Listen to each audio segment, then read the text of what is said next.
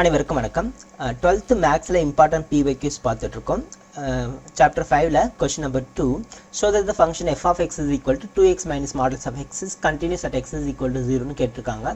So இந்த function கண்டினியூஸாக இருக்கா இல்லையான்னு செக் பண்ணணும்னா நம்ம என்ன பண்ணணும்? LHL is equal to RHL is equal to f of இங்கே x is equal to 0 கொடுத்துருக்காங்க, f of 0. இந்த மூணு வேல்யூ ஈக்குவலாக இருந்ததுன்னா இந்த ஃபங்க்ஷன் வந்து கண்டினியூஸ் ஃபங்க்ஷன், அப்படி இல்லைன்னா இது டிஸ்கண்டினியூஸ் ஃபங்க்ஷன். ஓகேங்களா? ஃபஸ்ட்டு இதை நம்ம செக் பண்ணணும்.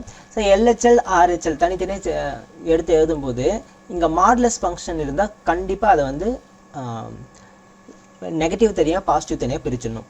நல்லா கவனிங்க. 2x மைனஸ் இந்த எக்ஸோட வேல்யூ நெகட்டிவ் எக்ஸாக இருந்தால் லெஸ் தென் 0வாக இருந்ததுன்னா மாடுலஸ் குள்ளே இருக்கிற எக்ஸா என்ன ஆகும்? மைனஸ் எக்ஸ்ன்னு ஆகும்.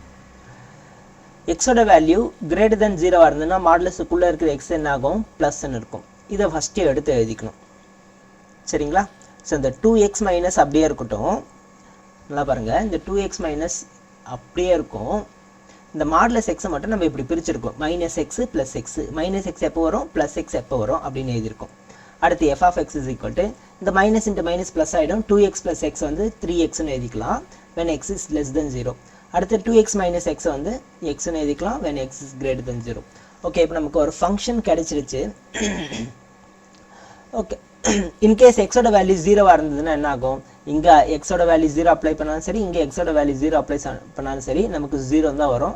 அதையும் இங்கே எழுதிக்கலாம். So 3x when x is less than 0, x when x greater than 0, 0 when x is 0. Okay, இப்போ நம்ம LHL கண்டுபிடிக்கலாம். LHL is equal to limit x tends to 0 minus f of x. f of x ஓட value என்ன? 0 மைனஸ்னா 3xன்னு வருது. Limit x tends to 0 minus 3x is equal to 0. அடுத்து RHL. RHL அதே தான். Limit x tends to 0 plus ஆகுங்க. f of x is equal to limit x tends to 0 plus 0 plus 0 பெருசாக இருக்கும்போது function எக்ஸ்ன்னு கொடுத்துருக்காங்க. எக்ஸுக்கு 0 அப்ளை பண்ணாலும் 0 தான் வரப்போகுது. அடுத்து f of 0, f of 0னாலும் 0 தான் வருது. ஸோ இந்த மூணு வேல்யூ ஈக்குவலாக இருக்கிறதுனால LHL is equal to RHL is equal to f of 0 வரதுனால இந்த ஃபங்க்ஷன் வந்து continues at x is equal to 0. ஓகேங்களா? தேங்க்யூ.